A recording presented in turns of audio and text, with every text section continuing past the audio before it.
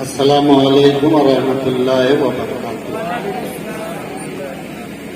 الحمدللہ نحمدہ ونصلی ونسلم علی رسولہ الکریم، اما بعد فاعوذ باللہ من الشیطان الرجیم، بسم اللہ الرحمن الرحیم۔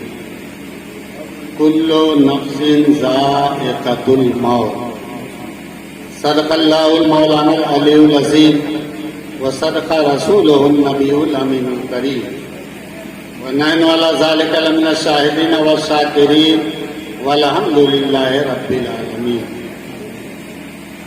موت تجدید مذاق زندگی کا نام ہے۔ موت تجدید مذاق زندگی کا نام ہے۔ خواب کے پردے میں بیداری کا ایک پیغام ہے۔ زندگی کیا ہے؟ عناصر کا ظہور ترتیب۔ موت کیا ہے؟ انہی اجزاء کا پریشان ہونا۔ موت اس کی ہے، کرے جس کا زمانہ افسوس۔ موت اس کی ہے، کرے جس کا زمانہ افسوس۔ یوں تو دنیا میں سبھی آئے ہیں مرنے کے۔ درود پاک پڑھیں۔ اللہم صلی علی سیدنا مولانا محمد مبارک وسلم، صلاۃ و سلام علیک یا رسول اللہ، صلاۃ و سلام علیک یا حبیب اللہ صلی اللہ علیہ وسلم۔ آپ نے ایصال ثواب کے سلسلے میں مفصل بحث سماعت کر لی۔ خطیب شہید حضرت علامہ محمد علی نظامی صاحب سے۔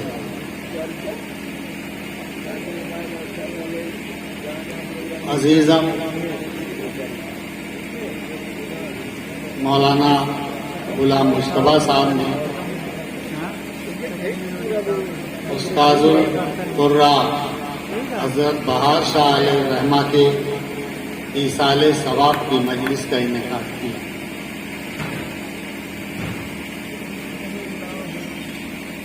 ان کا یہ کام یقیناً بہت ہی نیک ہے۔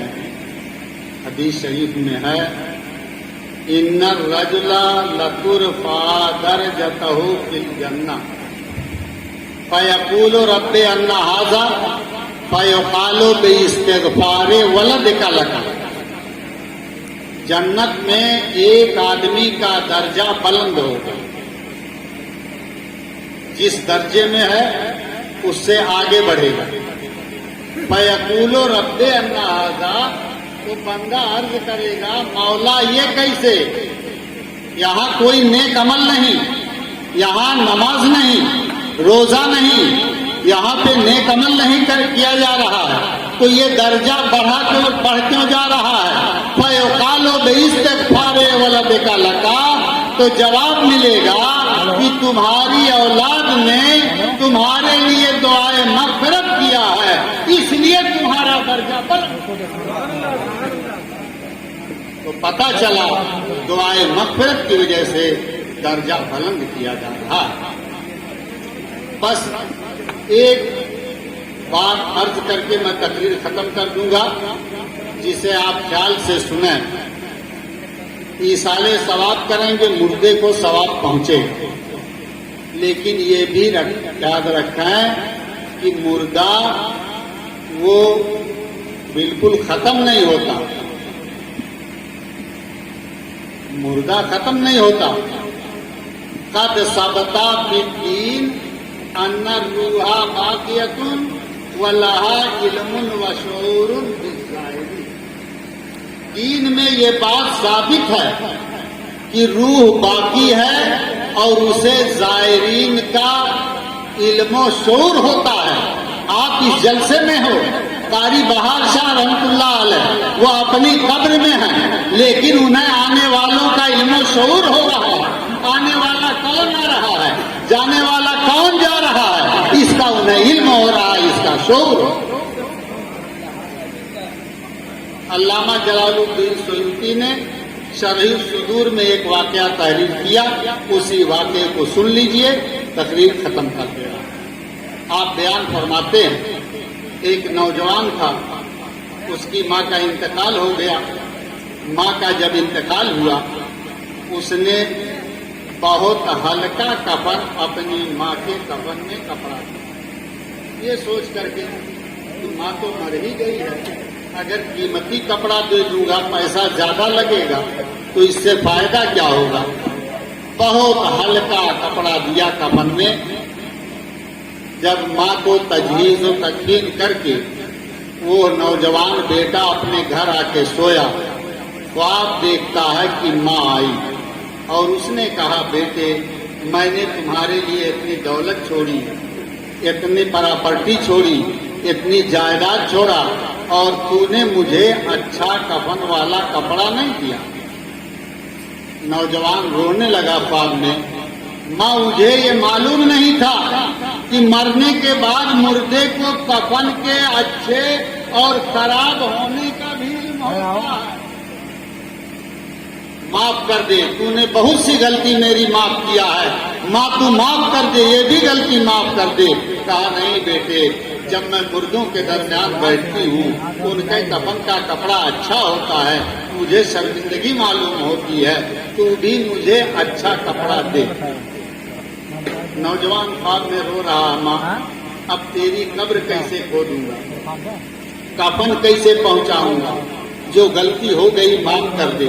کہا نہیں بیٹے، تو کفن کا اچھا کپڑا لا، مجھے وہ کفن دے دے.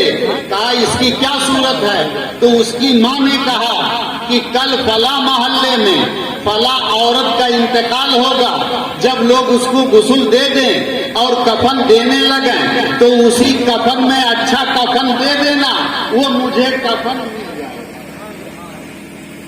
نوجوان کی آنکھ کھلی، سوچنے لگا یہ خواب ہے، خواب صحیح بھی ہوتا ہے غلط بھی ہوتا ہے. اگر کہیں اس کا انتقال نہ ہو اور میں اچھا کفن کا کپڑا لے آؤں تو پیسہ برباد ہوگا. وہ اس کا پتہ لگانے لگا. ماں نے جس محلے کی عورت کو کہا تھا وہ مری ہے کہ نہیں مری ہے، اس گھر کے قریب گیا اور کوئی بھیڑ بھاڑ نہیں دیکھ رہا ہے. اسے معلوم تھا جہاں میت ہوتی ہے دوستوں احباب اکٹھا ہوتے ہیں، رشتے دار اکٹھا ہوتے ہیں، عزیز و احبا آتے ہیں، لیکن گھر پہ کوئی نہیں ہے. وہ نوجوان ڈر کی وجہ سے کسی سے پوچھ بھی نہیں رہا ہے کہ عورت زندہ ہے یا مردہ. واپس گھر پہ آیا لوٹا اور یہ اسی بات پہ فکر کر رہا تھا کہ ماں نے خواب دکھایا ہے. اتنے میں چند جوانوں کو دیکھا کہ دوڑے ہوئے اسی راستے کی طرف جا رہے ہیں. ایک جوان کو بلایا، کہا کہاں اتنی تیزی سے جا رہے ہو؟ اس نے کہا تمہیں معلوم نہیں اتنا بڑا حادثہ ہو گیا، فلاں محلے کی فلاں عورت وہ سیڑھی سے نیچے آ رہی تھی، پیر پھسل گیا اور گری، اس کی روح نکل گئی، وہ مر گئی، اتنا بڑا حادثہ ہو گیا تجھے معلوم نہیں. اب جوان کو اس کا یقین ہو گیا کہ میری ماں نے جو خواب دکھایا تھا وہ سچا ہے اور کفن مانگا ہے وہ ملے گا. جلدی سے اٹھا، کپڑے کی دکان پہ گیا، بہترین کفن کا کپڑا خریدا اور خریدنے کے بعد وہاں لے جا کر کے پہنچ گیا. جب غسل دے دیا لوگ کفن دینے لگے، کسی کو بڑھایا یہ کفن اس کے کفن میں دے دیا جائے، دوسرے نے دھکا دیا تمہارا کفن کیا کام آئے گا. کہا میری ماں نے مانگا ہے. نوجوان رو رہا ہے، ماں کی محبت میں رو رہا ہے، ماں نے مانگا ہے، لوگ اسے دھکا دے رہے ہیں، یہ ماں کی محبت میں پاگل ہو گیا ہے، ماں کی محبت میں دیوانہ ہو گیا ہے. تیری ماں کب مری، کفن کب پہنچے گا اور اس کو کفن دینے سے تیری ماں کو کفن کیسے ملے گا. نوجوان کہہ رہا ہے میری ماں نے مانگا ہے، میری آرزو پوری کر دی جائے. میری ماں نے کہا ہے مجھے کفن کا کپڑا مل جائے گا، اسی کفن میں دے رکھ دیا جائے. آخر ایک جوان کو رحم آیا اور اس نے کہا جب ماں کی محبت اسے پریشان کیے ہے تو کفن کو کفن میں رکھ دیا جائے، اس میں حرج بھی کیا ہے.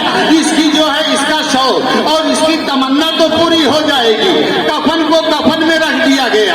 اب جب اس کو دفن کر دیا گیا، نوجوان سو رہا ہے، خواب میں دیکھا کہ اس کی ماں آئی ہے اور پہلا والا کفن اس نے ارگن پہ ڈال دیا ہے اور کہا بیٹے جس طریقے سے اچھا کفن کا کپڑا تم نے مجھے دیا اب میں مردوں کے درمیان شرمندہ نہیں ہوتی ہوں، اسی طریقے سے اللہ تجھے جو ہے شرمندگی سے بچائے، اللہ تجھے پریشان سے بچائے، اللہ تجھے عزت سے رکھے۔ یہ ماں دعائیں دے کے جا رہی ہیں۔ نوجوان کی نیند کھلی، دیکھا کہ کفن کا کپڑا وہ آرگن پہ رکھا ہوا ہے۔ اس کو یقین ہو گیا کہ میری ماں نے بالکل صحیح کہا، اس لیے کہ کفن کا کپڑا یہ پہلا والا رکھا ہوا ہے اور بعد والا ماں نے لے لیا ہے۔ اب میں عرض کروں گا کہ جب ایک عام مردے کا معاملہ یہ ہے کہ عام مردہ وہ کفن کا کپڑا لے سکتا ہے تو کفن کا کپڑا دے سکتا ہے، تو اللہ کا محبوب ولی سلطان الہند خواجہ غریب نواز کی شان کیا ہے؟ جب عام مردہ کفن کا کپڑا لے سکتا ہے اور کفن کا کپڑا دے سکتا ہے تو اللہ کا محبوب ولی سلطان الہند غریب نواز کی شان کیا ہوگی؟ سلطان مخدوم اشرف کی شان کیا ہوگی؟ صادر کلیری کا مقام کیا ہوگا؟ اللہ والوں کا مقام کیا ہوگا؟ جب اللہ والوں کے دربار میں جاؤ گے تو یقیناً جو تم وہاں ثواب پہنچاؤ گے انہیں ملے گا، اور جو تم کہو گے عرض کرو گے رب کے دربار میں وہ دعا کریں گے اور اللہ ان کی دعا کو قبول کرے گا، تمہاری مرادیں پوری ہوگی۔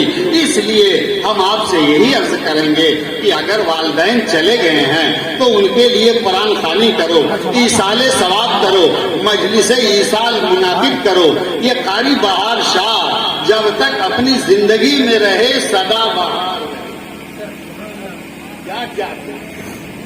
سدا بہار رہے، پیکرے زہد و تقوی کے پیکر تھے، پرہیزگار متقی تھے اور حافظ قرآن ہیں۔ آپ نے علماء سے سنا ہے، حدیث پاک میں ہے کہ اللہ کچھ ایسے بندے ہیں کہ زمین ان کے جسم کو نہیں کھاتی، ان کا جسم نہیں سڑتا، اس میں عالم قرآن ہے، حافظ قرآن ہے۔ حدیث شریف میں ہے اذا مات حامل القرآن اوہ اللہ عز وجل للارض اللہ تاکل لحمہ تقول الارض اے رب کیفا آکل لحمہ وکلام کافی جوفی۔ جب حامل قرآن حافظ قرآن انتقال کرتا ہے تو رب کی جانب سے وہی ہوتی ہے زمین کو، اے زمین اس کے جسم کو نہ کھانا، تو زمین عرض کرتی ہے مولا میں اس کے جسم کو کیسے کھاؤں گی؟ ذرا حالے کی تیرا مقدس قرآن اس کے سینے میں۔